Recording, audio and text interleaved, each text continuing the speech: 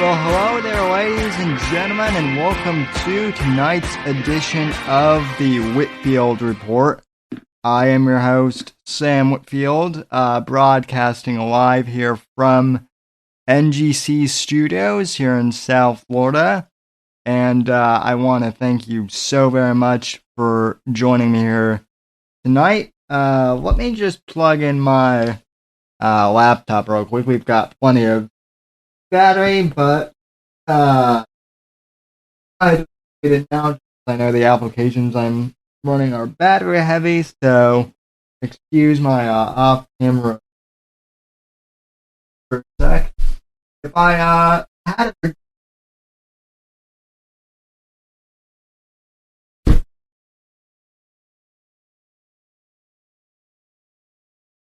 as I was saying, if I had a producer, they would be doing this for me. I should have just plugged it in beforehand, but anyway, folks, welcome to the show.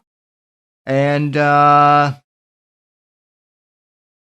tonight's podcast, we were supposed to have Matt Dallas on the program to talk about Star Wars, but Matt is predisposed for the evening, so instead I'm going to be talking with Apex Gamma about just about movies, politics, pop culture. We have OJ's What Bronco and On Tap on Skype.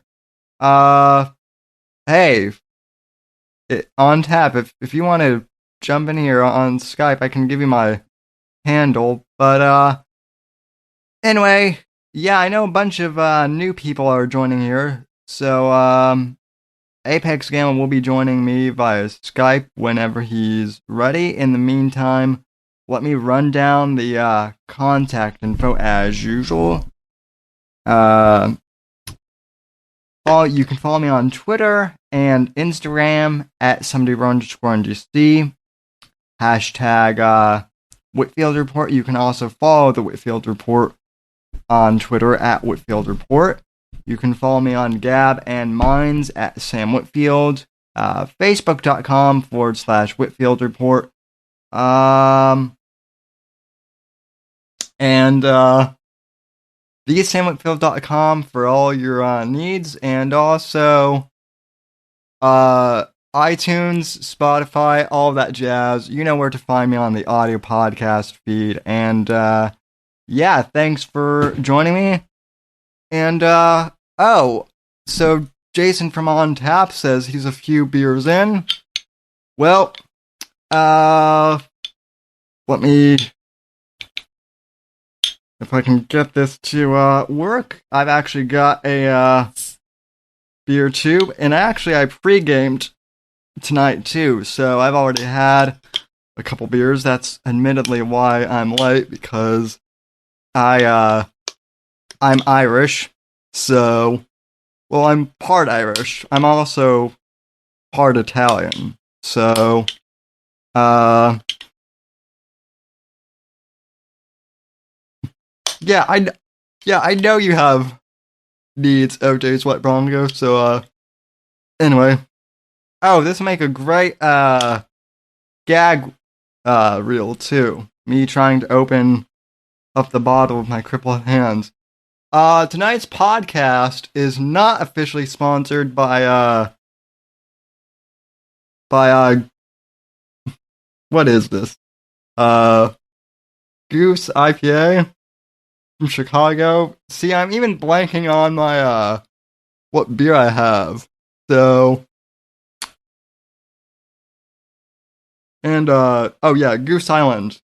And it's 6.5 alcohol too. Wow, no wonder I was buzzed last night. But anyway, Apex Gamma is waiting for us, so I'm gonna go ahead and dial him in here on Skype, and we will connect.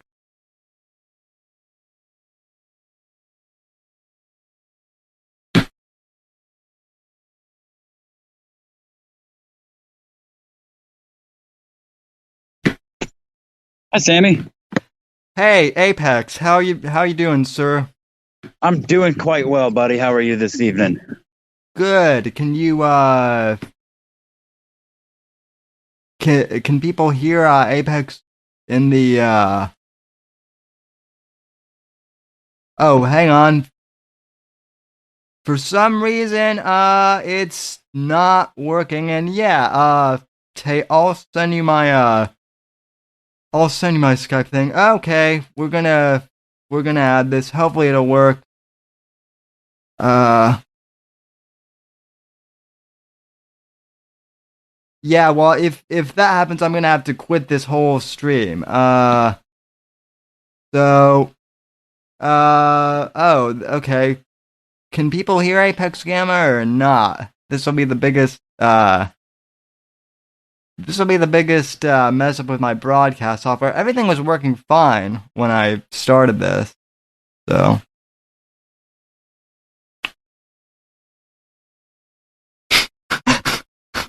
Oh, OJ Swatronka says, all I can hear are blood curdling screams. Are you are you turned into are you tuned into the right stream, OJ? At least you're not hearing goats behind you. So okay. Yeah.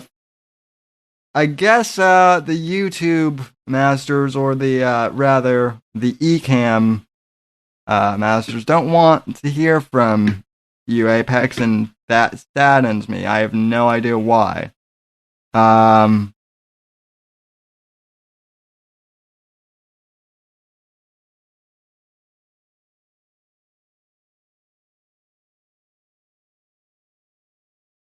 yeah, and I'm acting like a boomer. Let me quit Skype and bring it back in. So,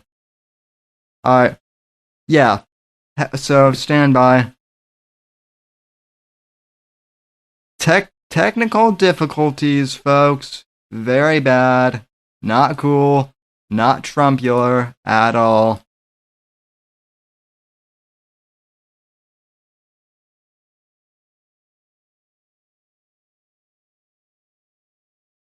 Oh, and of course, Skype wants me to force quit.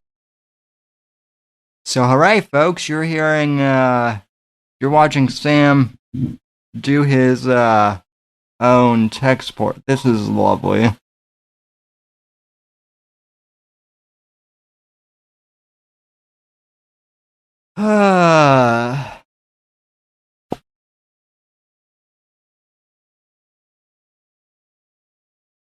Today was a bad day to stop sniffing glue. Just kidding. Referencing airplane there for you Zoomers there who don't know what I'm talking about.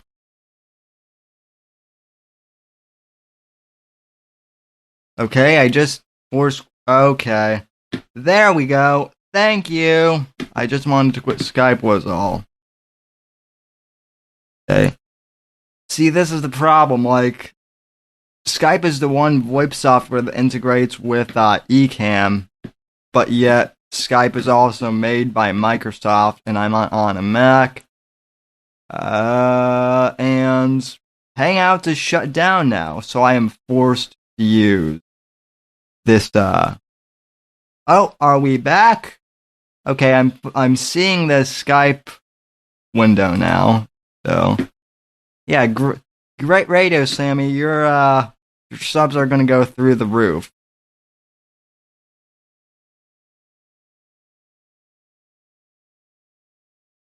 Yellow. Okay, we can finally hear you, I think. So, I hope so. all right. I was looking forward to it. All right, yay! Finally, the people I think can hear you. So, but right now, because your camera's not on, all the people see is just like a Skype window. But that's fine. You don't need to share your face because you're, well. I'm a gamma, bro. I'm also driving, and I don't have my fucking headset. I would totally do video. I'm not afraid. I mean, my face has been on my channel before. Wait, So wait, really? How have I not seen that then? you have. I was going to Ursa Manor to rescue Alan Powell from underneath one of Owen's fence posts.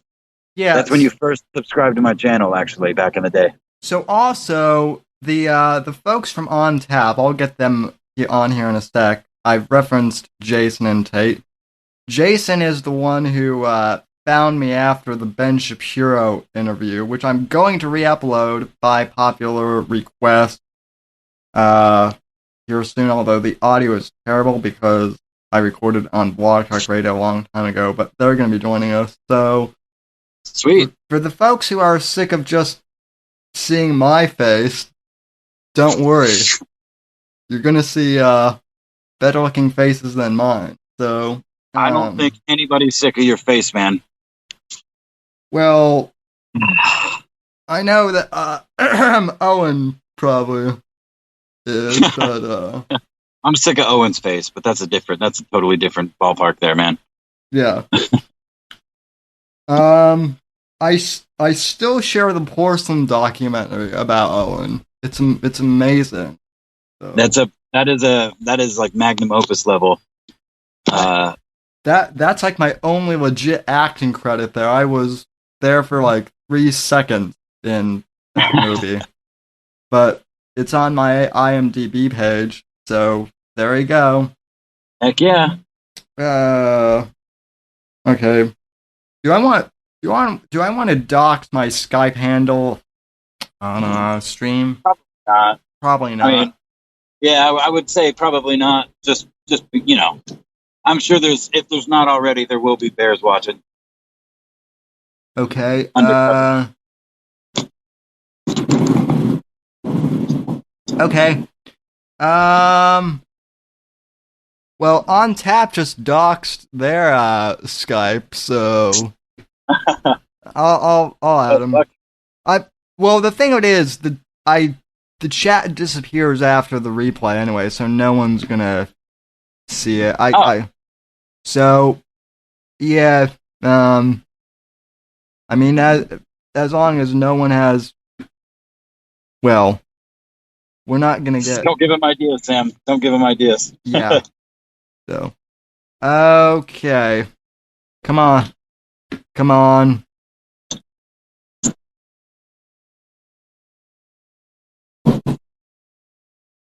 So, anyway, Apex, what's going on in your world while we're waiting? Well, in true boomer fashion, I am leaving my bowling league, which I realistically only do because my girlfriend is like a fucking professional bowler. She won like couple of regional tournaments. She's been bowling since she was like 6. She's really good, and we don't have a whole lot of common interests. I don't bowl. I've never bowled in my fucking life, but I'm good at things. So, so I signed up for like a mixed bowling league with her a while back. And Okay. once a week, tease us at least a couple of hours together. So that's what I'm doing. I'm actually driving back from that as we speak right now. Now you're not actually a boomer. I mean, no, but what would I be? I guess I would be like I think I'm a millennial. Yeah, millennials are the new boomers, though, as I got told by a 19-year-old Zoomer today. So yeah, no, I'll be 33 this year. I was born in the mid '80s, so yeah, I'm not. I'm like right. I'm a little bit younger than Owen, who is also a millennial, as far as I know.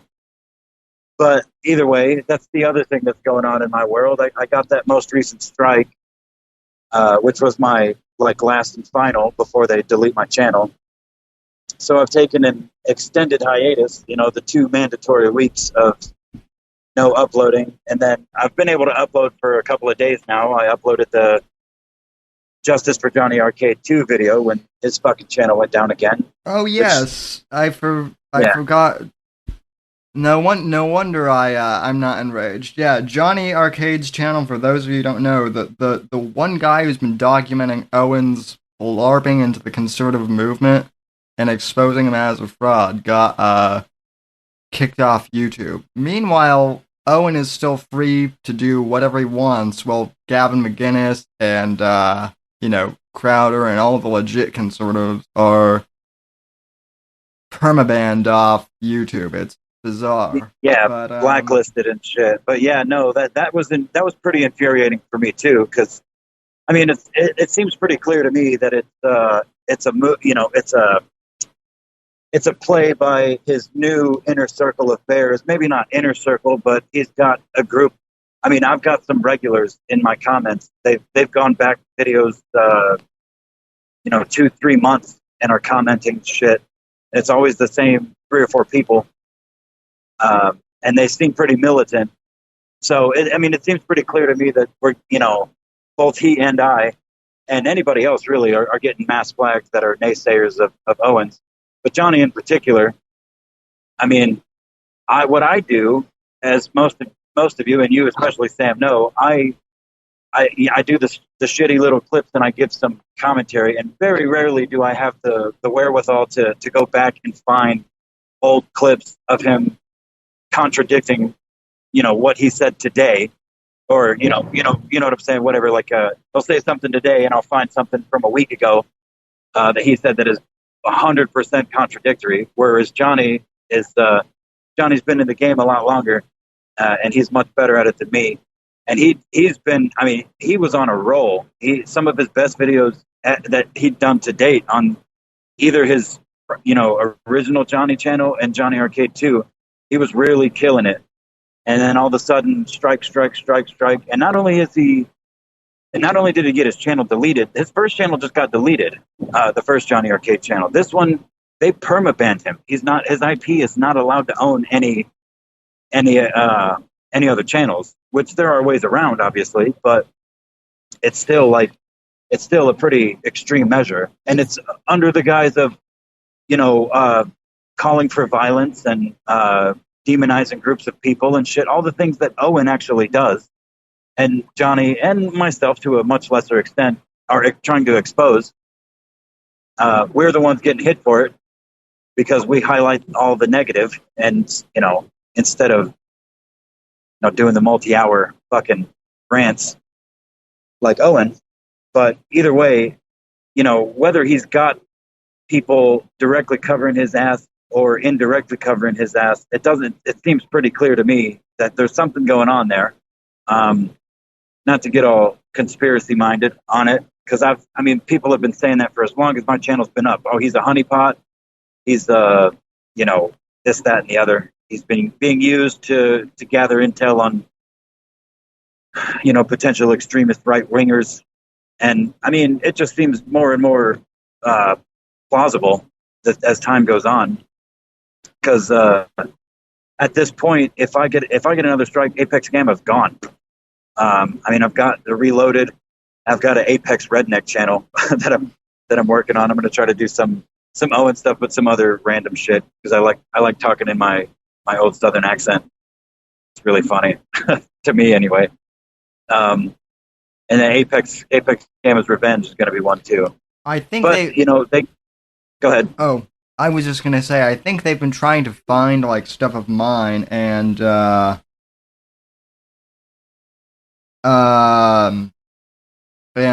they can find is like me doing like movie reviews and whatnot as of late. So yeah, right. Yeah, and but basically, I've taken a little bit of I was banned from uploading videos for 2 weeks, and that was up 3 or 4 days ago. And I've honestly kind of put it all on the back burner just because I've had some medical issues, both myself and family members, and I've been really busy with the new job. We opened a new store, and it's just really, really, really hectic. And I've just been, especially once Johnny got taken down, it's been really demoralizing. I never at any point did I think that what I was doing was gonna really affect any actual change. But I hoped, at least on an individual level, like I've said more than once, I know the power that one video of Owen contradicting himself can be to people that are stuck in his little cult, because I was there once. And that's all I really want to do, and have some fun while I do it. But it becomes a lot less fun when, hundreds of videos that you've put up, or in Johnny's case, literal thousands of videos are just wiped from the internet. So I'm just kind of, I'm on the fence about how to move forward.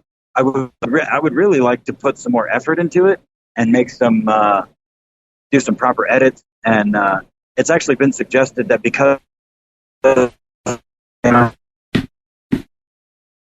Your we throw our intro, our slash intro, and then we just post. What's up? Oh, I was just saying you were glitching out there for a sec.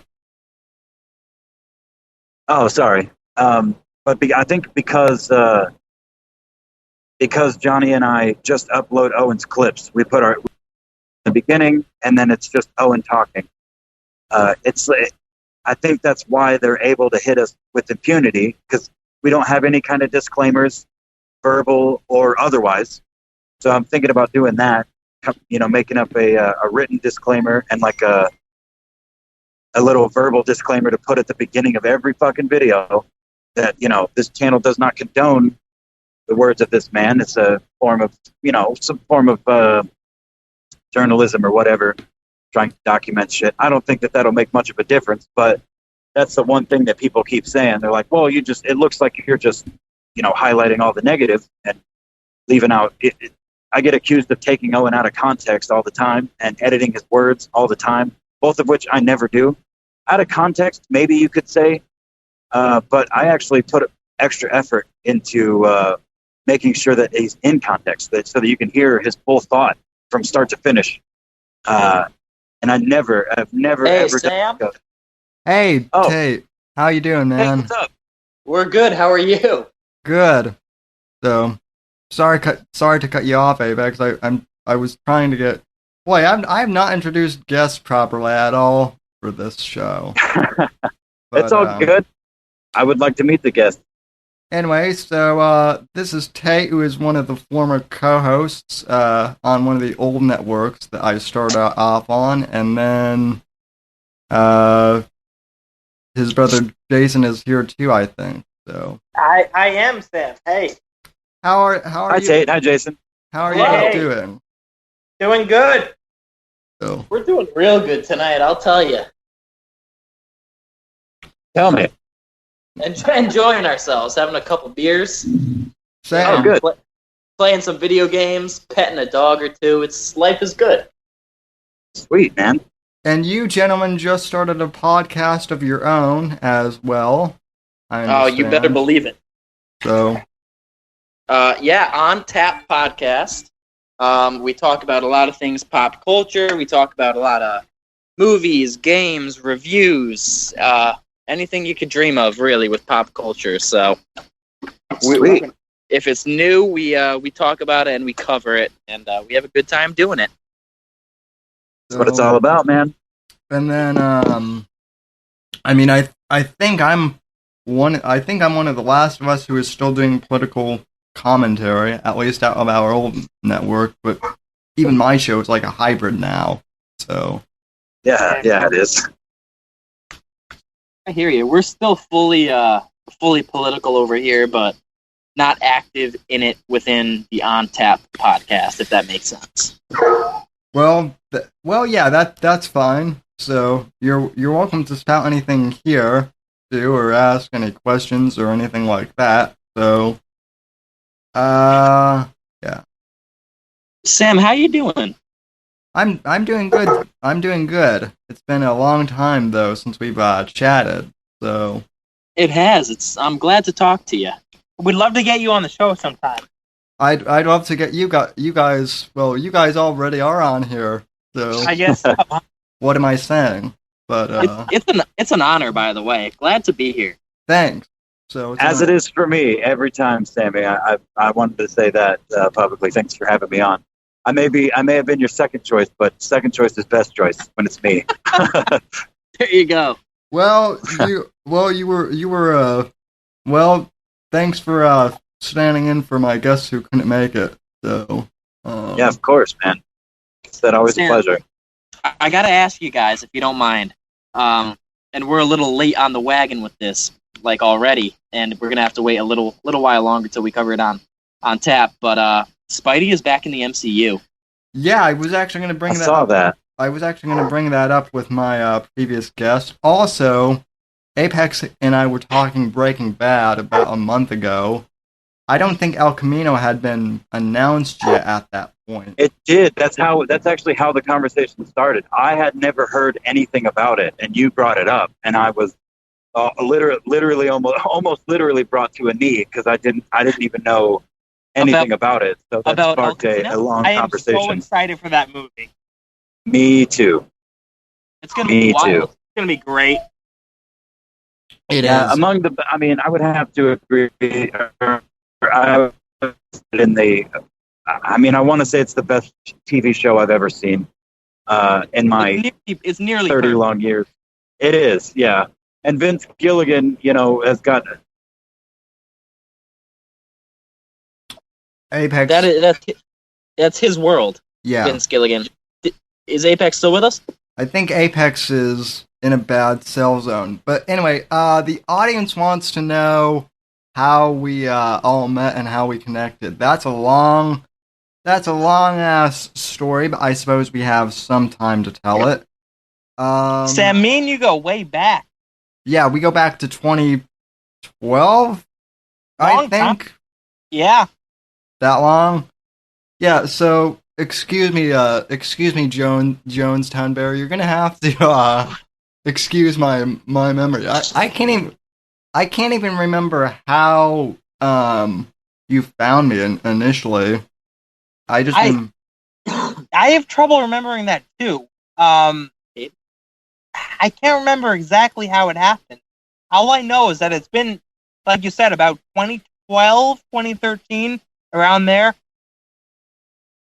Yeah, I think you guys found me after the Ben Shapiro interview, and then and then we had a network called Junior Factor Nation at the time because we were all still in high school at the time, so we were teenagers. That's a great nation, by the way. And I think that nation is abandoned. It's probably just like Chernobyl. Then it was Youth Revolt after that, though. Oh yeah, and then I went on to do NGC kind of on my own, and then that collapsed, and then 2015 happened. I got hired on, well, not hired as in paid, but I got offered to do a college blog that ended up going Never Trump, and then I found I was listening to Joe Rogan, and I discovered this Owen Benjamin character. And as the audience knows how that turned out, there was a whole documentary about that, which I sent Jason the link, and I advised that you guys watch that with beers. So with noted. With lots of alcohol. Yeah, Sam, I just gotta say though, I'm so happy that we have reconnected and that we're kind of promoting each other's shows now and kind of working together on this. It's really awesome. Same here. Yeah. So I understood you guys having trouble with iTunes, and yeah, iTunes is really, they're kind of, well, it's my show. They're kind. iTunes is kind of faggy when it comes to episode title requirements now. Speaking of that, can I tell you what happened with our show? Sure. We got rejected because we included in our title, we'd say the title and then we'd say at the end episode 3 or episode 4. And apparently iTunes doesn't let you specify what episode it is in the title. What? Which is ridiculous to me. That's because iTunes now has like a separate tag on their end where they tag episode, number. So they don't They don't want the episode name in the title, and that's what I was going to text you, and then I forgot. So that's why we got rejected. Yeah. Yeah, and, it's weird. So Sam, just to go back to how you and Jason connected at first and stuff. Years back, I remember, I was watching Jason do his political podcast and everything, and I think I recorded like one political podcast that I thought I would, be interested in and have fun doing and stuff, which I did. But the point, and it's just such a testament to you, is that you saw that I was trying to start something up, and you reached out an olive branch and tried to lift me up. And I don't know if you remember this or not, but I'll never forget it. And you said, come on my show if you want, like, we'll talk. And you were just super supportive when I was super young, just trying to make my own kind of little thing. And it wasn't great, but even still, you were like, hey, man, like, keep at it. You're doing great. Come on my podcast if you want. I'll give you a shout out. And I mean, that's such a testament to who you are and to your character. And to this day, I really appreciate that. Yeah, Sam. And even now, like, now that we, started on tap and stuff, we can't tell you how much we really, really appreciate you reaching out and, supporting us and promoting our show on your show and, dropping the link in your description. It really, really does mean a lot, and it doesn't go unnoticed. And we can't wait to have you on our show. Thank you. And with that, your PayPal transaction is complete. So, no, in all seriousness, though, it is my pleasure, and it's also interesting that we're reconnecting now because, like, I'm still in the political game somewhat, but I've also, like I said, stepped back.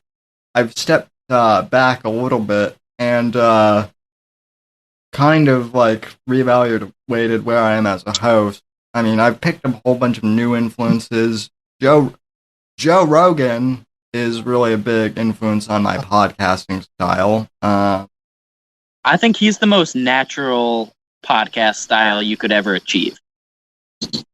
So, yeah, I mean, you can't be, in my personal opinion, you can't be blamed for trying to emulate something that's honest and like true. You know what I mean? He's not perfect, but he's himself, and he does a good job at being fairly neutral and trying to get his guests' information out, which is I agree. Awesome.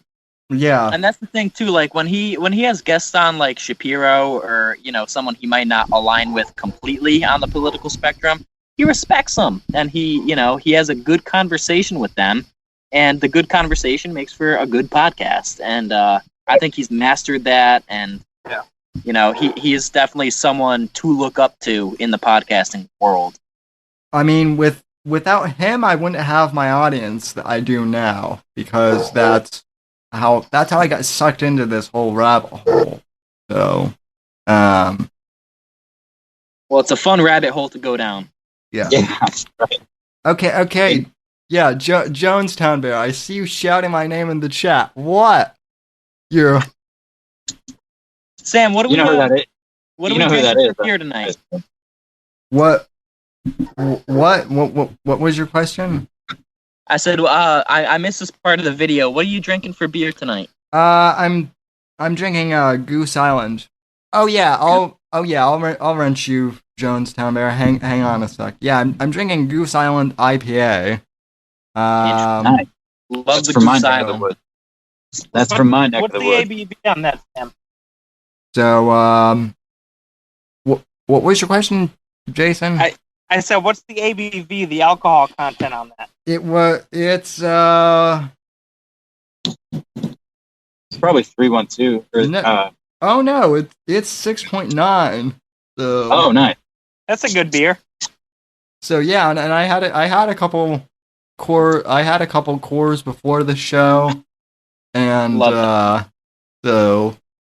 Sam, it's funny. You know how you were saying Joe Rogan is an influence in the podcast world, and obviously we all agree and stuff. But one of the other influences, who's kind of like the devil on the shoulder in terms of influence in the podcast world, is Uncle Joey. Oh, I love Uncle Joey. Oh yeah, Uncle Joey. Well, and I guess as far as who I'm influenced by politically now in terms of podcasting, Gavin McGinnis, just stylistically, is one of my influences. So, sorry. Honestly, I just love Uncle Joey. I just love watching Uncle Joey because he doesn't give a fuck. He really doesn't care about about his anything, language, really? about anything. Yeah. No, Joey Diaz is one of my favorite people to listen to as well, just because not only does he not give a fuck, but he is so funny, man. He's used his life experience to the fullest as far as when it comes to sharing it with other people, you know. He's also a pretty good motivational, speaker too. Like I've listened to a few of his podcasts, like where he talked his past mistakes, and his stories are heartbreaking, but they're also very inspirational. Some of them. He's been through the ringer, man. Yeah, I mean, and he's honest about it, and see, like that is the one thing that I think has kind of changed from when we all started. I feel kind of like when we started podcasting, Jason and Tate, everyone was kind of expected to take on kind of like a persona of sorts. Yeah. And I was certainly guilty of that to a certain extent. But now I think the podcast sphere has made it so that, like, people can just, be more genuine, I guess. Yeah, that's definitely the case with us on Tap. We just really try to not take on any particular persona, and we just kind of bullshit and talk, and just it's almost like we're not even recording a podcast. No, it's just as if we're just sitting in a room, all three of us, and talking about pop culture. It's just genuine for us, and I think that's what makes good podcasts. It is great. I do have to critique Andrew, and I know he's not here, but I do have to shit on his choice of drinks. What? Oh, he sees that coming. What the fuck are you doing drinking White Claw, man? So it's I know. It's just that's the thing. It's seltzer water. So it is seltzer water. I gotta advocate though. I have been known to enjoy a White Claw or two, but you know what? Actually, probably 10 times out of 10, you'll see me drinking a beer on the On Tap podcast. No, Jones said there says I was shotgunning White Claw earlier. That's a lie. So that's a lie. My audience loves to bust my balls. Too. So. That's not true, Sammy. Well, you're nice. Well, you're nice to me, and everyone's nice to me, but they all like to bust my chops. So, Sam, you know what I think is really, really cool is that we both got a chance to interview Ben Shapiro. And then you know what I mean? How cool is that? Yeah, you got to interview him when he was actually famous. I got to interview him slightly before it was famous, and then what year did you interview him? Like you said, 2012. I interviewed him in 2012. The whole reason why I wanted to talk to him, it wasn't because I was interested in Shapiro at all. Andrew Breitbart, as many of you know, I've done a yearly tribute show to Breitbart on the anniversary of his death. Yep. Every year. Andrew Breitbart was a huge inspiration to me, and so when I talked to Ben, I simply wanted to talk about how Andrew influenced him. And and Ben, my biggest criticism of Ben is that he does come off as kind of like a snob sometimes. Mm-hmm. But when I talked to him, he was actually like laughing about Andrew, and like how Andrew was a bit of a joker, and how Andrew never took anything like too seriously, except when it came to like Antifa, and that's kind of me. I like to just joke around and like parody a whole bunch of stuff. So Shapiro, he talks very fast, doesn't he? Yeah, did you have trouble keeping up with him too when you were interviewing him? If I'm being honest, yeah, a little bit. So, yeah,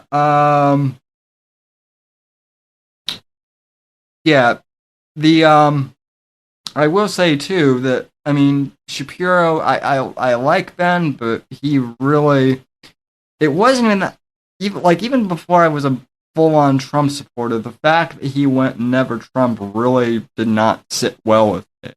Just because. I mean, I was, as you know, Sam, I was critical of Trump, but I was never Trump. You know. Same here, but as I said, the conservative blog I was writing for at the time, Red Millennial, may they rest in hell. They went full on Never Trump, and so they basically made me like a full blown MAGA guy. Just I did it to spite them, and the election videos are still the good. The night of the election and the reaction, that's still one of my great pleasures to watch, just the sheer freak out from the left. Right. So. It's classic. Absolutely classic. Yeah, Dame Pesos' video of the Young Turks election meltdown is still one of my guilty pleasures to this day from 2016. I agree 100% with that. Yeah. Yep. So, let's see. Hey, Sam, I have a question for you. Go for it. Kind of jumping from politics to pop culture a little bit. Yeah. I want to know what your reaction was when you heard that Spider-Man's back in the MCU. Because I was stoked. I was like, thank God, basically. Yeah. So, Did you see the Instagram Tom Holland posted? No, I haven't yet. Have you seen Wolf of Wall Street? Oh yes. So do you know the scene where I forget the main character's name, yes. but Leonardo DiCaprio. Yeah. When he says, "I'm not fucking leaving," and he gives that speech to his whole crew, he's like, "I'm not leaving." Yeah. Tom Holland posted that clip on his Instagram account. In regard to the MCU news. That is perfect. It's legendary. You know, I know the question wasn't directed at me, but I feel compelled to answer it. I actually wasn't that surprised. Just because, the only news that I saw about it in the first place was that the deal fell through. But I had a feeling from the get-go that Disney was not going to give up. Yeah. I mean, without Iron Man, what the fuck do they have? I mean, I know they're banking on Captain Marvel and stuff, but I had a strong feeling that Spider-Man would be back. I 100% agree. I called that from the beginning. I said, right when I heard that Spider-Man was leaving the MCU, I said that there's no way this is going to be permanent. A deal is going to be made. He's going to be back in the MCU. But I was still, so happy when I heard that he was coming back. Yeah. Now, if only they can get the Netflix Marvel universe. If they can get the actor back. Like, you're talking about like Daredevil? Yeah. That makes me nervous because I really like Daredevil. I mean, the 3 seasons were kind of hot and cold, but overall, I really liked it. I really liked the Daredevil. Oh my God! It's probably it's the Breaking Bad of superhero shows. Honestly, I would put it up there in that same category. What was the? I mean, I guess the Punisher stand on Netflix, but the Punisher was pretty good. I watched a few episodes of that. I do like it. I admire. Stream quality updated. Nice. I thought the stream had crashed for a sec, but I guess we actually got a boost. I really like John Bernthal as an actor too. So same here. Everything I've seen him in, he's really good. Hey, I have a question for both of you. I'm just kind of curious. Marvel Phase 4, is there any movie in particular that you're really excited about? Or show? Nope. I'm just excited for Disney Plus, so... Definitely. You're telling me you're not excited for Strange 2?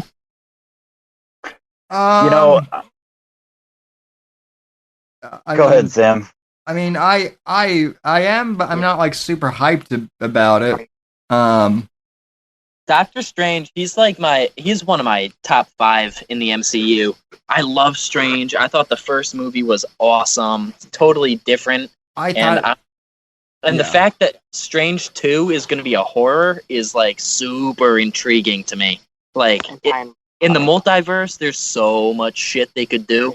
You kidding me? There's so much. Yeah, I was actually not aware that it was planned to be like a horror, but I mean, the MCU, the extended MCU, movies, I have not kept up with them as much as I did with the comics when I was growing up, because I'm older than Sam, not that much, but I mean, like, I still haven't even seen all of Endgame, so I didn't see every Marvel movie to date. I've caught some here and there, all the Iron Man movies I saw, and I loved Tony Stark, played by Robert Downey Jr., was fucking perfect from the get-go.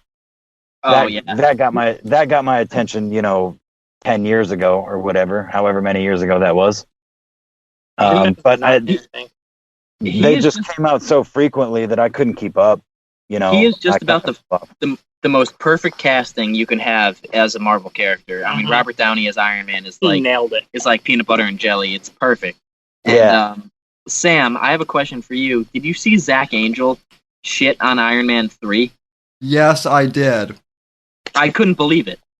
I have to make a movie recommendation to both of you. I do have to agree with Andrew that if you guys like science fiction, you guys need to watch Blade Runner and 2049. Blade Runner is probably my all-time favorite science fiction movie. I have heard they're phenomenal movies. I've just never gotten around to watching Blade Runner, especially 2049, which is about a 5-hour movie.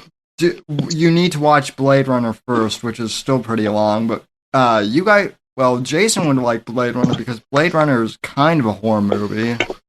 So. Is it?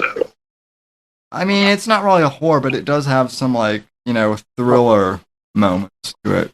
And I can't say much more than that without spoiling a 35-year-old movie. It still holds up incredibly well.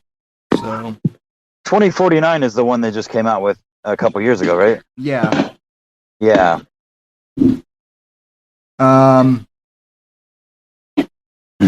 Yeah. So for everyone that's wondering why I'm not doing political talk, I did political talk on Thursday's show. I was planning on talking about pop culture stuff anyway on night, but anyway. Also, Jason and Tate, thanks for saving me money on Ad Astra. Oh God. I had no interest in seeing it, and I listened to your review just because I don't care about spoiler reviews at this point. If I like it, I'll still go see it, but it just sounded as dumb as I thought it would be. What a pit of a movie. Yeah, that's what I've heard. Now seems to be more and more of that shit these days. Yeah. I will say, though, the one movie franchise that I have been impressed with in terms of new movie franchise that have come out within the last few years is John Wick. Yeah. Yeah, of course. Sam, I'm embarrassed to say that I've only seen the first. Well, at least you've seen one of them. I think one is still the best. I love the first one. Yeah, the first one's excellent, and I've actually not seen the third one yet myself. And the second one, if I remember correctly, I've only seen like the second 3/4 of. Like I've missed the beginning because it's been on HBO, and I don't own any of them on Blu-ray or anything. But the first one is a great movie, exceptional movie, in my opinion. Yeah, it really is. I mean, I think it was you who said you just wanted to hang out with Mark Ruffalo? I think that was me. Or yeah, okay. I feel the same way about Keanu Reeves. Keanu Reeves is just a guy who I want to hang out with. I've admired him for a long. Keanu Reeves right now he's America's sweetheart. He really is.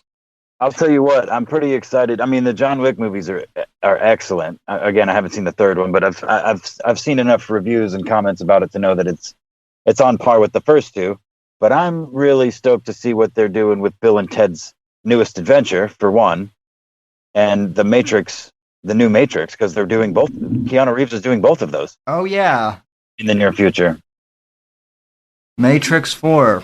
So yep. According to Keanu, it's very ambitious in like all capital letters. I don't know if that's a good thing or not, but I'm glad that they're bringing him back rather than just rebooting it like they were talking a few years ago. We do not need another movie franchise reboot. I'm sorry, but there are already way too many of those. Well, yeah. I mean, if there's anything that's kind of jaded me to pop culture, it's that. Everything that I watched growing up has been, they think they can do it better and they just crush it. There's actually one of my favorite pop culture, well, mostly movie and TV show reviewers on YouTube is called The Critical Drinker. And he's he's an Irishman that plays like he's drunk when he does his reviews, but he's really eloquent and he's very well spoken. He's a writer. I don't know. I'm not sure what he's written, but I know he's written books and stuff. And he nails it every time every time he puts a review out about something. It informs my opinion as to whether or not it's worth my time. Because again, I don't care about spoilers either for the most part. Because whether you watch it on a video or one of your friends tells you about it, spoilers it's fine. A lot of movies. Again, when I was growing up, there was a lot of things that you definitely didn't want spoiled. But nowadays, it's like it's too, the odds don't seem to be in your favor that it's going to be worth your time. So I'll take the spoilers over, to know that it's worth watching than to go into it blind and just leave the theater, just mad or upset or thoroughly unimpressed or whatever. Disgusted is another word that I would use for a lot of these reboots. Oh yeah, the Red Dawn reboot. Yeah, Chris Kaufman in the chat goes, they messed up the Red Dawn reboot. Yeah, that movie never existed in my mind. So yeah, there's a lot of those, and I mean I don't know. I guess it speaks to our time that Disney, instead of coming up with new shit, I mean, I guess they've got a couple of new IPs as far as their kids' movies go, but the live action remakes of every fucking animated movie that they ever made is just, it makes me sick, man. Like some of them I'm sure could be good, but like, why do you have to I mean, why do you think you can do it better now than it? Like The Lion King, widely acclaimed as one of the best Disney movies ever. They anthropomorphize some real life lions that can't emote, and I mean, I don't know. It's just the lack of creativity, the lack of ambition, originality. Yeah, the lack of risk taking. Yep. All that shit that made movies, like The Thing, for example, like, and even Alien, the original Alien, all mostly practical effects and really ambitious and really artistic. And they stand on their own 2 feet even now, 30 plus years later. Hey, well, Sam, Tate and I got to take off. So, we gotta say goodbye, unfortunately. All right, man. Real quick, plug your show. Real quick, where can we find you? Where can we find you guys at? Oh boy, yeah, we are at YouTube, Spotify, and Twitter, and Instagram. The handles are something Jason will say you went on because I don't know them off the top of my head. I honestly don't know them off the top of my head either. Here's what you do. It's Go to on tap, right? Yeah, it's called On Tap. If you want to find the Spotify page, Sam, I think you dropped the link in one of your podcasts a few weeks ago. It might have been last week. Yeah, I'll drop it again this week too. So. Okay, that'd be awesome. I do know, though, I think our Twitter is On Tap Official. We have a bunch of different ones for our different social media accounts because, like... We're working on the continuity. Yeah. Yeah. So well, I'm here to help with that, so...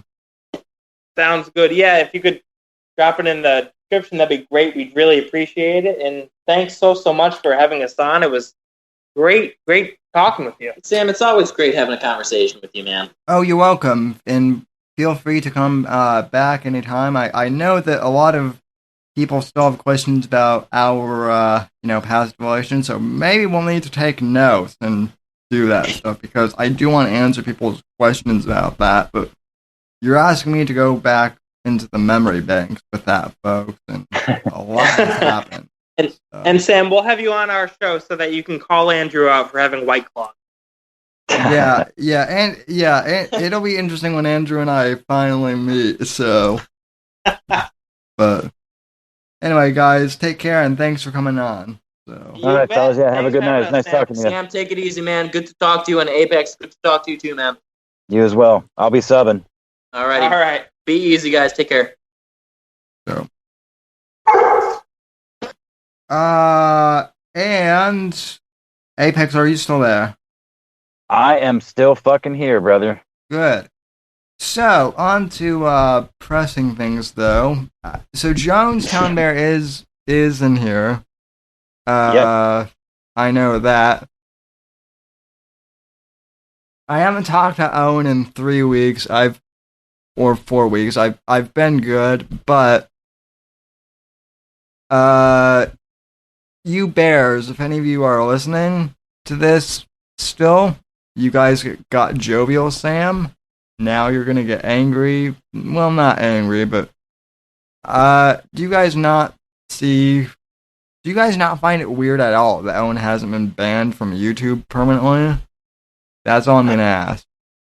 Well, again, like I was saying before, your buddies joined the call, which I was happy to talk to him and happy to change the subject. I haven't really thought much about Owen in the last few weeks myself. I've kind of cut myself off completely just to kind of recharge the batteries and really, center my thoughts and where because I've gotten away from my original format where I would be kind of non-biased. And I've had some of my friends in real life that have been subscribed to my channel since I first started it fucking like 8 years ago, and would do gaming shit that are like, I watch all your videos, man, and I can't believe some of the things that you say about this dude.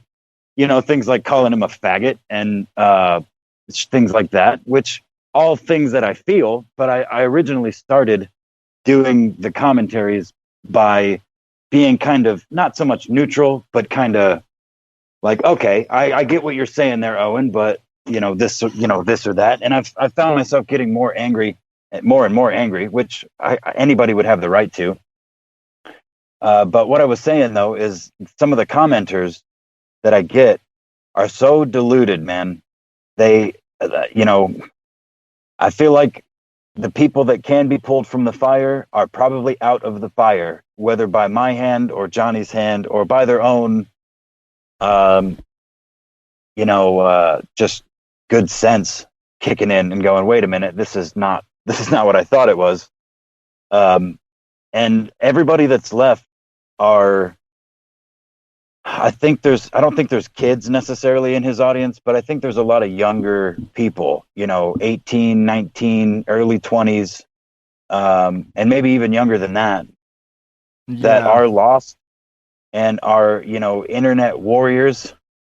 And they, the fact that Owen doesn't get banned, they see as a victory because we get banned and Owen doesn't. So they don't see anything wrong with that. They see that as more evidence that Owen is right. and that I'm a gamma that whose life must be so miserable because all I do is make videos about Owen. Well, you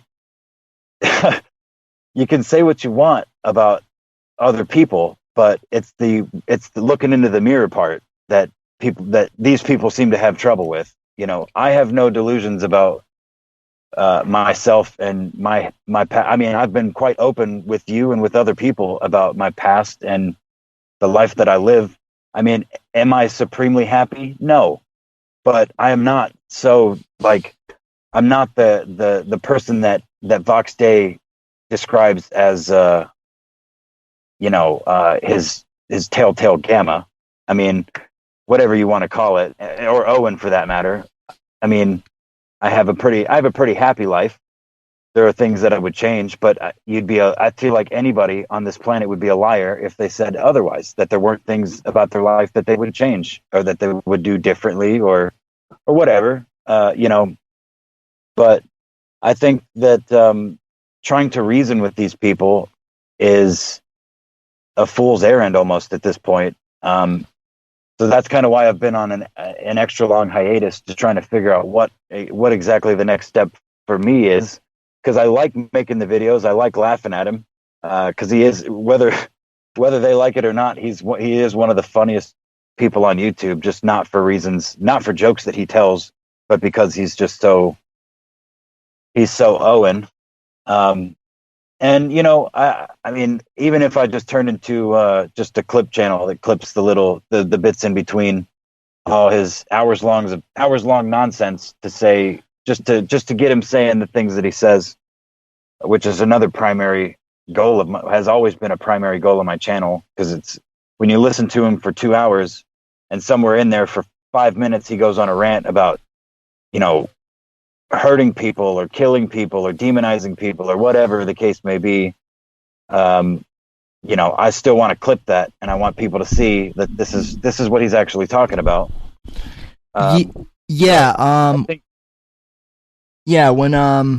mean, the reason I've taken a break from Owen is like partially because he gets to be nauseating after a while, but also I want people to really know what this show actually is, other than the Owen Benjamin Rant Show, which is, me covering politics and pop culture. And I mean, like, you're right, Owen does inspire, like, a lot of young people, too. And, like, I would rather they watch me, though. A, because I am a young person, around their age. And, like, I'm trying to provide them with the same thing that they think they're getting with Owen, which is, entertainment and, pop culture stuff too. So, I just want people to have a good time and just not hurt anyone. That's it. So. Well, yeah, you're just trying to find your way in the world, like most of us, and like most of them. The only difference is you do it with minimal vitriol. I would say without any vitriol. I don't think I've ever seen or heard you say anything that has made me cringe. Anything even close to the most mild things that comes out of Owen's mouth. But again, I think that's why it's this whole internet meme culture. He's like trying to embody the meme culture and the conservative movement, and he's so fake. He's so see-through to me and you and anybody that, has some sense about them and some wherewithal. But, yeah, I mean, I think, I don't know, dude. I think you're right. You're right. You especially, of any of us, have a right to take a hiatus, because again, you can't. The Whitfield report isn't the Owen Benjamin report. It's the Whitfield report. You talk about things that you're passionate about. The reason I focused so much on Owen, though, is because maybe he's not so much anymore, but I did believe at a point that he was a legitimate threat to conservatism, because he was an effective LARPer for a while. I will give him that, and. Again, thanks to the late Johnny Arcade, or whatever alias he's masquerading, because you really helped me And thanks to you, Apex, together we exposed one of the biggest, frauds in the conservative movement ever, I think. And I mean, like, I do like to make fun of the left and kind of criticize them, but I also try and go after the negatory people on our side too when I see fit. So absolutely. Well, and that's what makes for good, commentary, political or otherwise, whether we're talking about, pop culture or Donald Trump or anything in between those two things. I mean, that's, I think, what drives me so crazy about Owen, and has for a long time. It's his hardline stance. And that's one of the things, along with, again, it all goes back to Johnny Arcade and the work that he's done. It's Lord rest his channel. It's starting to drive me some crazy about some other people too. But all I will say on that is go subscribe to Philip Wave Radio. So yeah, go subscribe to Philip Wave Radio. That's talk about entertainment, dude. Holy shit. Which, by the way, I was saying in Discord earlier, we should get the Mersh from Philip Wave Radio on the Whitfield Report for an interview. That would be absolute gold content. Yeah, well, he sounds like Rick and Morty. So. He reminds me of Beavis and Butthead, kind of, honestly. But either way, that's a little before my time, maybe. But that's right up my alley, man. Yeah. But no, what I just got a refresh of what I was trying to say a few minutes ago. In that Owen has reverted back to a lot of his old ways and I think this is a testament to the work that Johnny has done. And I don't claim any responsibility for any of this, but Owen gets put under pressure by the things that Johnny exposes, from a podcast that Owen did a year ago or 2 years ago, and mirroring it with what he said yesterday or today or even a week ago, and how, whether it be that he is a Hillary supporter or that he's pro-abortion or that he's used to go to gay bars with his friend to try and get laid or whatever the quote was. You can see it in his chat, and it affects him whether he likes it or not. And it's forced him into, kind of making bolder moves. And he's kind of reverted back to, he still claims to be, a devout Christian and all these other things, but the veneer is falling. My favorite Bible is the one in my living room. So yeah. When's the last time you read the Bible, Owen? Well, now you're banned because I can see jabs coming before the hooks, and that was a jab. What? So yeah. I mean, I don't think, to be honest with you, I don't think he's got a whole lot of time left. He may surprise me, and he may surprise us all, but I think with the minimal pressure put on him by people like me and people like the fantastic Jonestown Bear and Johnny Arcade, rest his channel. His viewers see that shit. It ends up in their feed, and I know that because I was one of them. The Johnny Arcade videos popped into my YouTube feed long before, well, maybe not long before, but before I was ever anti-Owen. I mean, I was very much an Owen fan, and I watched the first couple of vids that popped up, and I didn't comment, but I didn't like it. Even the porcelain documentary, I could only watch like the first couple of minutes of it when it first came out, and I was fucking enraged because I'm like, oh, they're just fucking haters trying to hate on this dude that I like. And again, I was deluded at the time, and now I know better, but those little things spark what's left of people's brain cells to start firing again and go, wait a second. So they'll end up in his channel or in his chat and say, hey, what about this, Owen? What about that? You said this and you said that. And, I can't tell you. I wouldn't even dare to guess how many people have been banned from his chat.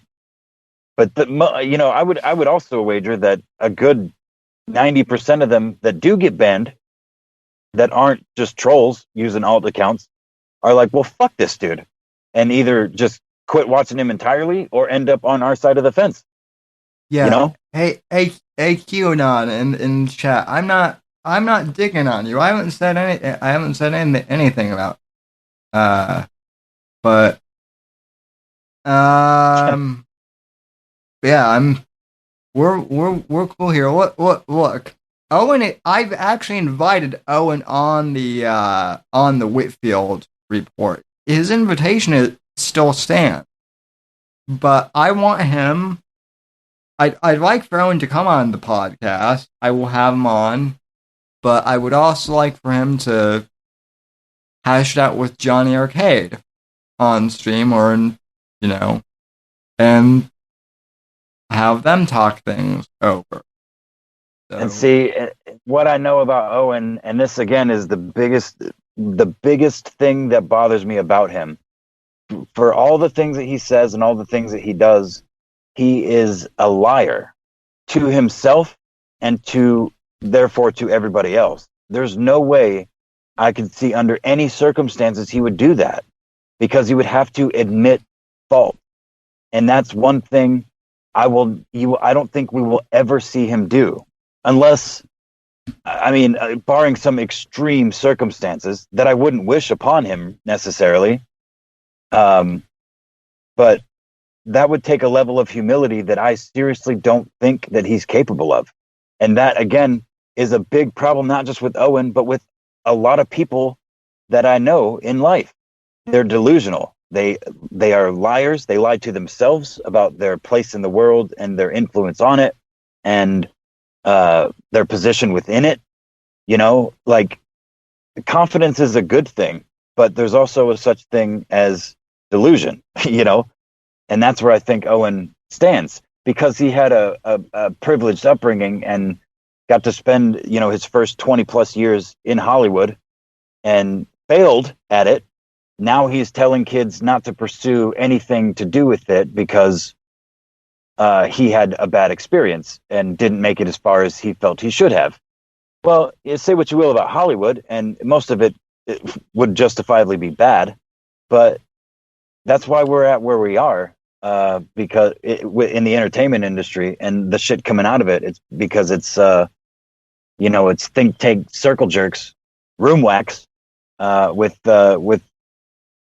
dudes just looking to make, as the whole infinite growth model. And I don't know where exactly where I was going with that, but I mean, it bothers me that the lack of humility he has, and the lack of understanding that he has for really anything of consequence to people outside of himself. Again, it goes back to the gummy thing. It never even crossed his mind that doxing people on stream and accusing them of attempted murder was a bad idea because he thought he was in danger. Same with Alan Powell. He pulled out the blood red carpet for Alan after one video because he thought he was in danger, or he used it as an excuse to claim to be in danger. And whether he was actively trying to get his audience to do something about it is kind of irrelevant. The fact that he did it and has had no remorse about it is my problem. That's, again, goes back to the root of what drew me to start making videos in the first place. Yeah, I'll just say this, coming from someone who has been doing political commentary longer than Owen, legitimately. I mean, I'm younger than Owen, but in terms of the politics game, I'm older than Owen. I don't mean that as I don't mean that as a dig either, but like, I wanted to help Owen when he first started because I saw a lot of potential. But there were just certain little things that, like, dude, do you really need to say the N-word, 50,000 times a day on Twitter? That's not like the free speech I get what he was trying to do originally with the free speech argument, but the free speech argument is more about ideas rather than just saying whatever. And I feel like he never really, he kind of jumped before he learned how to walk, if that. And someone put this pretty well the other day. It was one of my friends who watched the Porson doc, and he said, most of us took like 1 or 2 red pills and got woken up. Owen took the whole fucking bottle of red pills and just shoved it in his mouth and overdosed on. More than likely up his ass, though. To be honest with you, let's be real, Sam. He shoved that bottle of red pills up his ass. We know that's what he likes. Oh yeah, well I still would like him to debate. Are you still there, Apex? Yeah, I'm here. Can you hear me? Yeah, the screen on your end just went black. That was interesting. But oh, that's because I'm turning my camera on. Oh, okay. What I was gonna say is, Owen had a lot of potential, and he wants to say that everyone is a sodomite, but yet like he won't debate the one actual sodomite that we have in the conservative movement, which is Milo. So, well, yeah, right. Yeah, he hates Milo. Yeah. But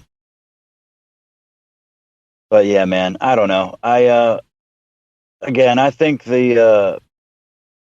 I'm still on the fence about all this. I don't know what the future holds, but I do have to admit that Johnny was right all along when he was talking about, well, fuck trying to wake people up, man. I'm just trying to shame Owen off the internet. Like if I had enough confidence to think that I could do something that serious, then that's where I would be. That's where my mindset would go from here, because he's not doing anybody, including himself or his family, any good, short of the money that he's bringing in right now. I think long term is going to be more. It's going to cause more damage than all of the collective good throughout the time that he's been, doing what he does. Go ahead. Go ahead. I was just gonna say I'm at the point where like I don't necessarily like Owen, but I don't want anything to happen to him. I'm at the point now where like my, what I want to do is I just want to entertain people, and if the Bears want to come in and just like watch my streams and watch me do like the political stuff and then movie reviews, like I talk about the Greta Thunberg thing, like if you want to watch, yeah, I know that was cringe. I would rather cover stuff like that. Gross, man. I feel bad for that kid. She's being used as a political puppet. She is a political puppet, I should say. Yeah, dude. That honestly, when I watched that, like, it seriously made me woozy, like dizzy and sick to my stomach watching it, because I don't know, like that's another thing that some of my friends have pointed out. Well, it's not anything new. People have used kids in this manner for as long as I've been alive, whether we're going back to the Saudis, dumping babies out of incubators, and everywhere in between. It's usually always lies and someone being handled by somebody else. And I don't know enough about that girl to know who could be controlling her, but it just made me sick watching her read it off and faking the whole thing makes me just talk about, cringe. That's like the definition of cringe. Well, in my book. as George Carlin said, the human race is going to destroy itself long before global warming does. So Yeah, that's a good quote. I mean, I think I'll be long and dead of old age before the Earth ends, but who knows? I mean, we have a lot more problems than just global warming. So there are. Yeah, I would agree. So Climate change is a thing. It's documented as far back as geology can scientifically measure. The climate has always changed. So, I mean, are we affecting it? Yes, sure we are. But there are more pressing matters, I think. And I have one of my closest friends is a how do I put it? He is the staunchest anti-Trump person that I've ever met in real life, and I've known this dude for 15 years. And every time we talk, he lives about 1,000 miles away from me now, and he's about to have his first kid. And he works a good job for the oil industry of all things.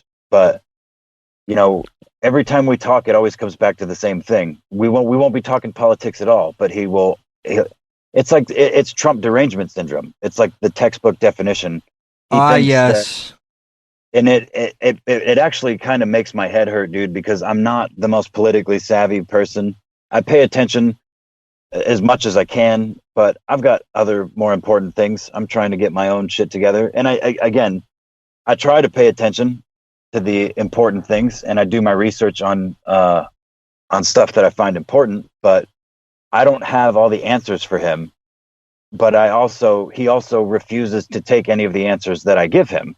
It's always, I mean, it's to the degree that he is a Russian, Trump is a Russian agent and is only in politics for his own personal benefit.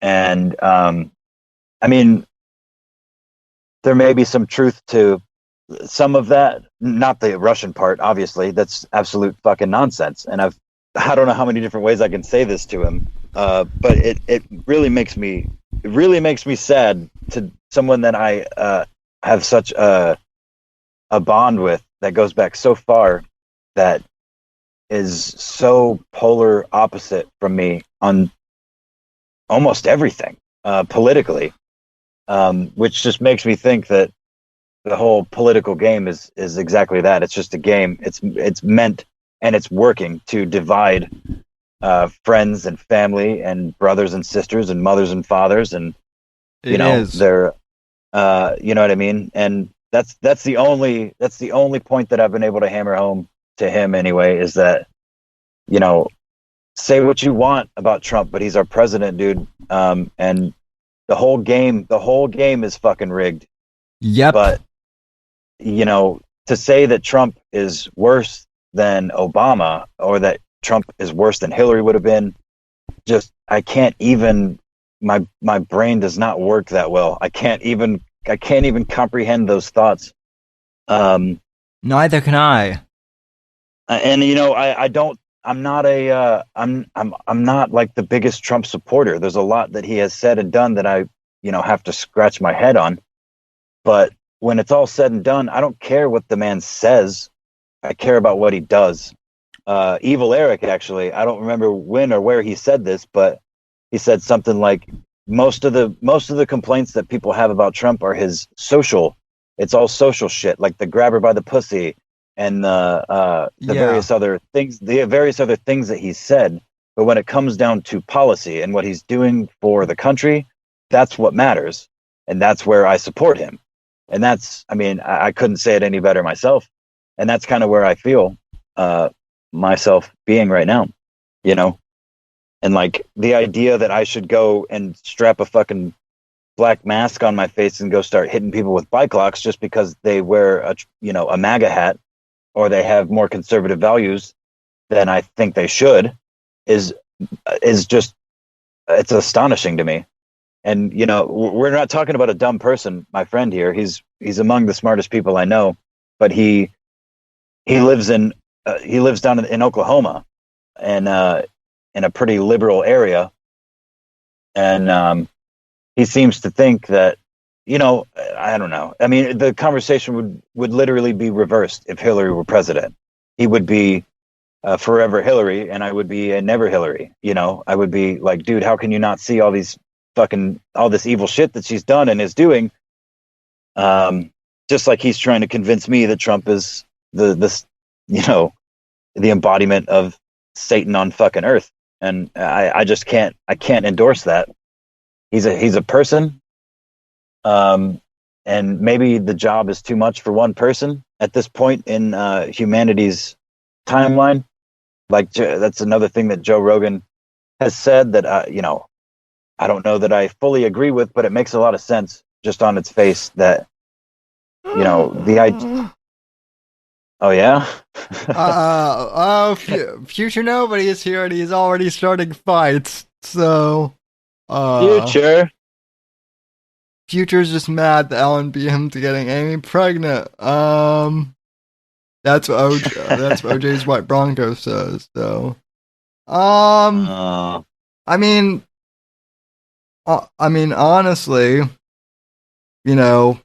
Amy came on to me once, so not really, but yeah, Alan's a good guy. I want to get Alan on the show too. Alan is a good guy is an understatement. Alan is a fucking hero among cowards.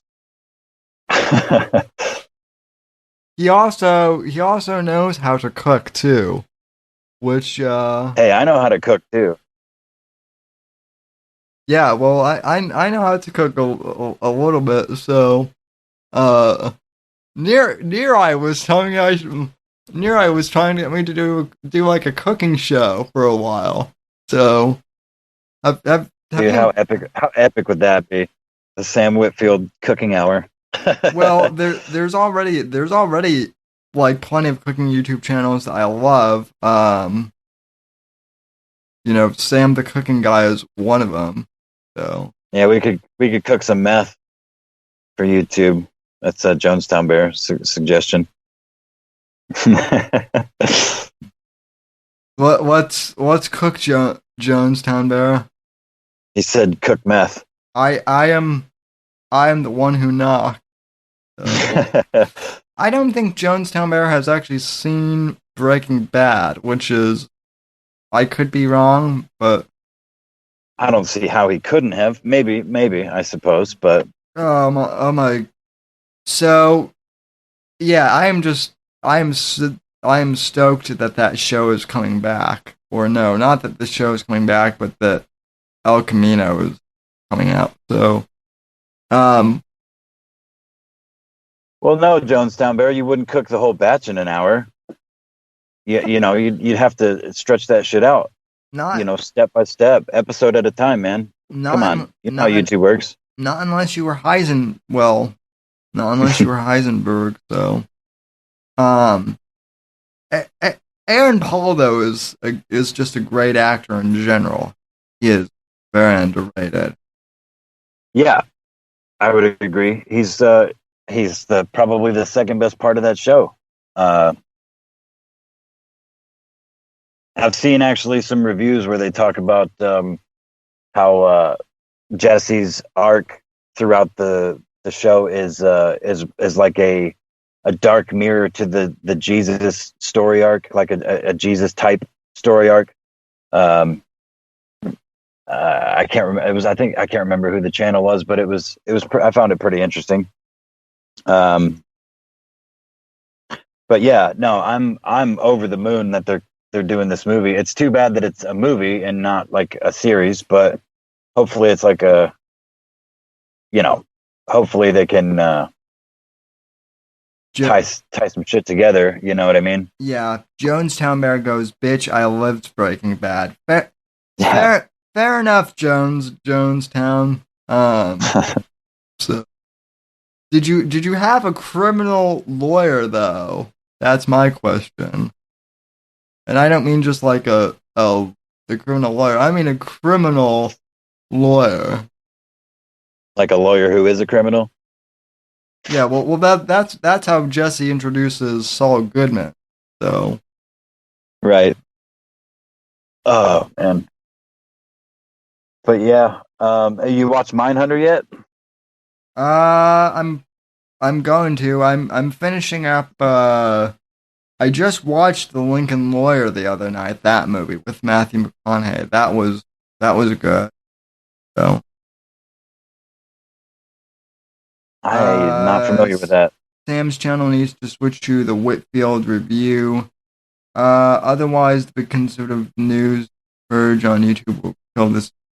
I mean, Yeah, yeah, I've thought that too. I do agree with QAnon. I mean, I've kind of made it safe somewhat in terms of content. So if basically if Dennis Miller gets kicked off YouTube, then I'm in trouble. So, oh hi puppy, or I hope that It's was a kitty. It's oh. my kitty. She's just a big cat. Oh, I was gonna say that's a big cat. So. Yeah, she's my behemoth. She brings me squirrels every day, and she has no tail. I found her that way. But yeah, I don't know, man. Like, I think, shit, I don't know what I think. I think that next weekend is going to be interesting. I still don't know exactly what's going to go down or what I have planned. But that theater is too close to not at least go and try and do like man on the street interviews with people before and after. Attending Owen's show I've and had just yeah, I've had people tell me I should do man on the street in general. I don't have set up to do that. So yeah. Well, neither do I, but I have a phone and it records audio and video, so same that's here. that's what I plan on doing. OJ's White Bronco. Apex is a cat lady.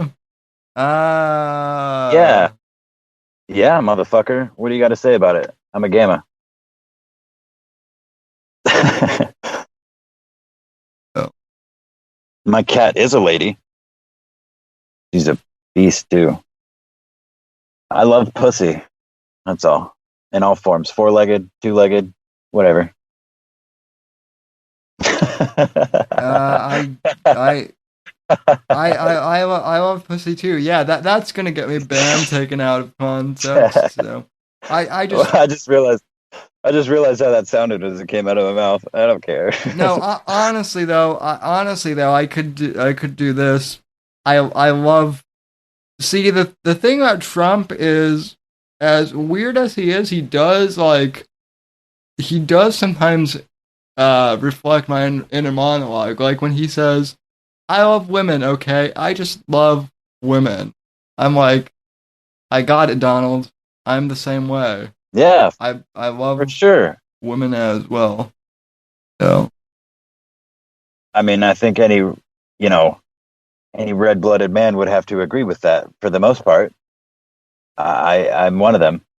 the fact that feminists want to disband NFL cheerleaders, that is a crying day. So that is going to be my next charity cause. Save the NFL cheerleaders. Probably. So. But anyway, Apex. Well, do you have any Do you have any topics you want to bring up, or anything I should mention? It's almost midnight here, so we're close to the end of our 2-hour run here. But No, man, it's been 2 hours already. That's crazy. No, I don't, man. I'm just here to chat with you. I don't. I'm aimless. I have no no topics. I was going to ask you your take, well, but it seems pretty obvious, which is the reason I haven't brought it up. But the most recent round of impeachment talks, what your thoughts on all that was. But again, the it the seems pretty impeachment obvious. talks. Yeah, let me cover that.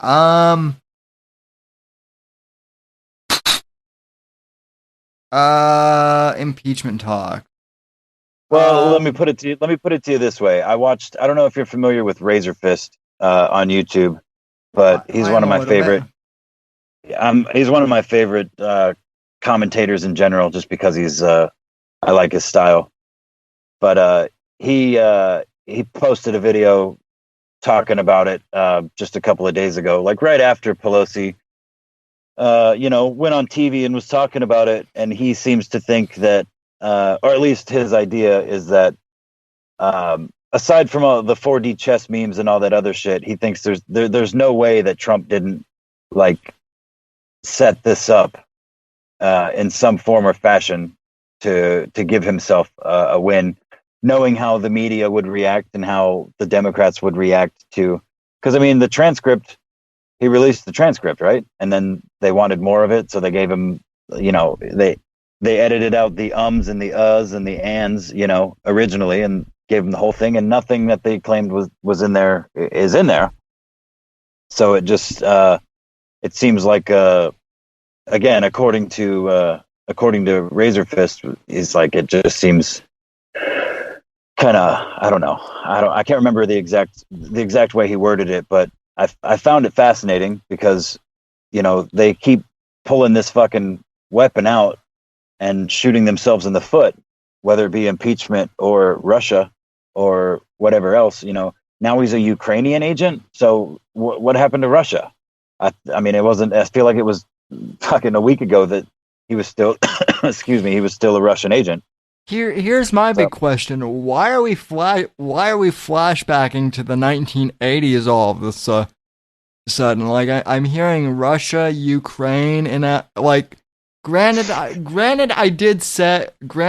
in 2016, I did say during the election that that Trump would be our generation's Ronald Reagan in the 80s, and that I was glad that 80s nostalgia was coming back, but for God's sakes, I did not expect 80s nostalgia to come back this hard to where we were talking about in our foreign policy.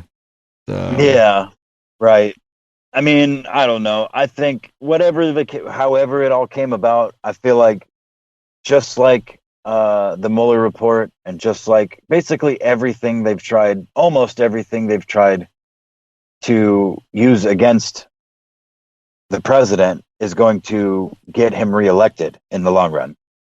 Seriously, I feel like that's the one thing that makes sense, being so close to 2020, where it's like, well, there's a lot of gray area. People that aren't Trump supporters would vote for somebody that wasn't Hillary and also not Donald Trump.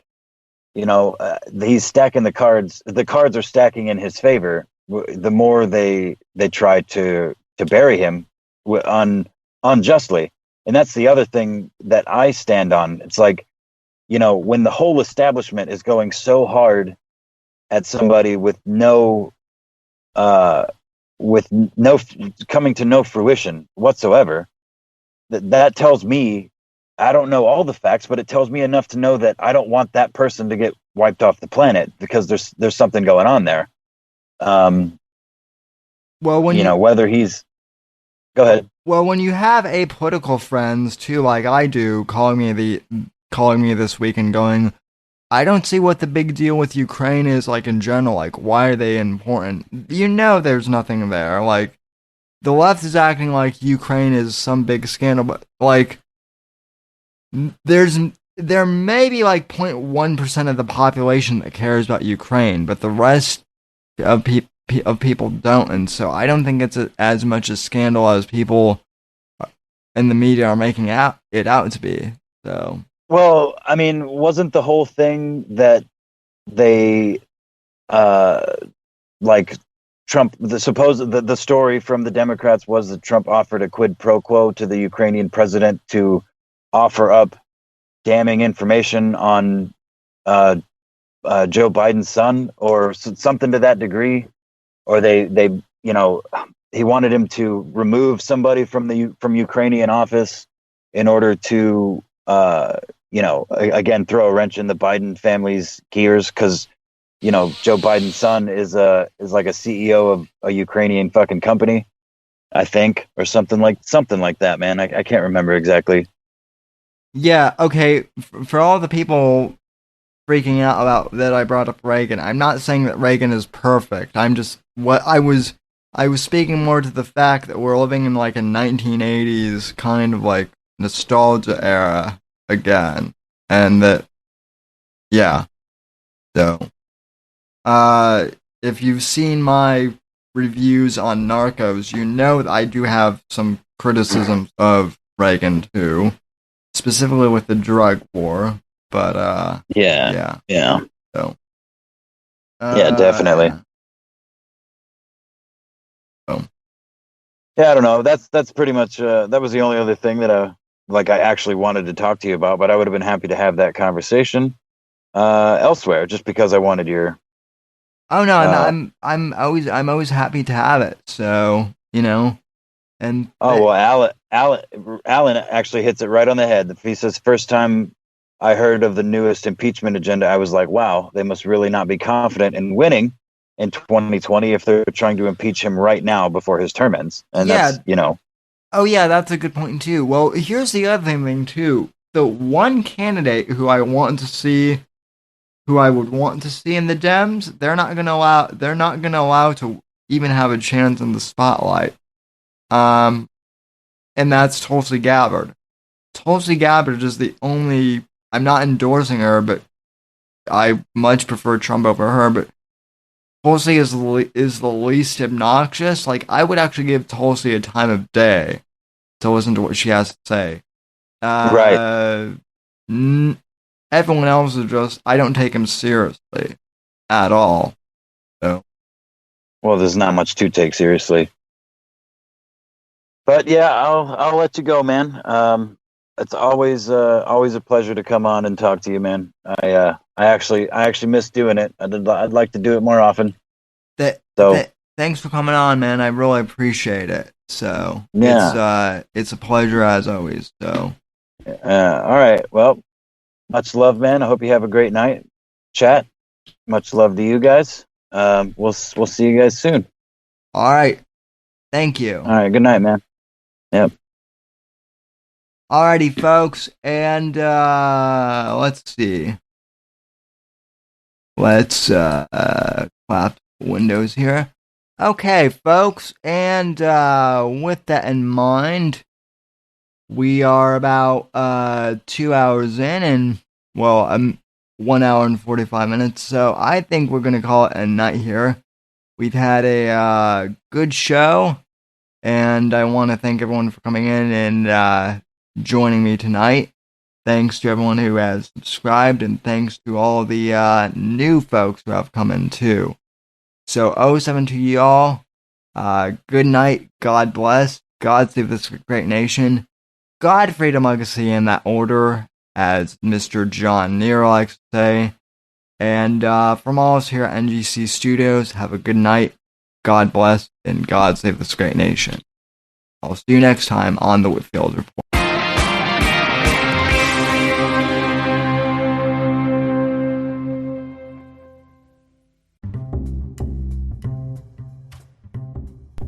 Hey there, folks. If you've made it this far to the end of the podcast, I'd like to thank you very much for listening to the show. You are the ones that make it possible for me to make an income from podcasting, and I greatly appreciate that just by listening to our show. You are helping us gain ad revenue. However, if you would really like to help support the show, I encourage you to please donate to the podcast and become a supporter of the show. You can head over to anchor.fm/Whitfield Report and click the support this podcast button and choose the amount that suits you to support the show. Or you can click the link in the show notes and it will directly take you to that page. If you can support the podcast, I really, really appreciate that. Anything that you can do to help out is greatly appreciated. Even if you can't afford to help financially support the podcast, I encourage you to please go on iTunes, or Apple Podcasts or Stitcher, and please leave this podcast a positive 5-star review. That really helps us out here at the Whitfield Report. Thank you for listening, and I'll see you next episode.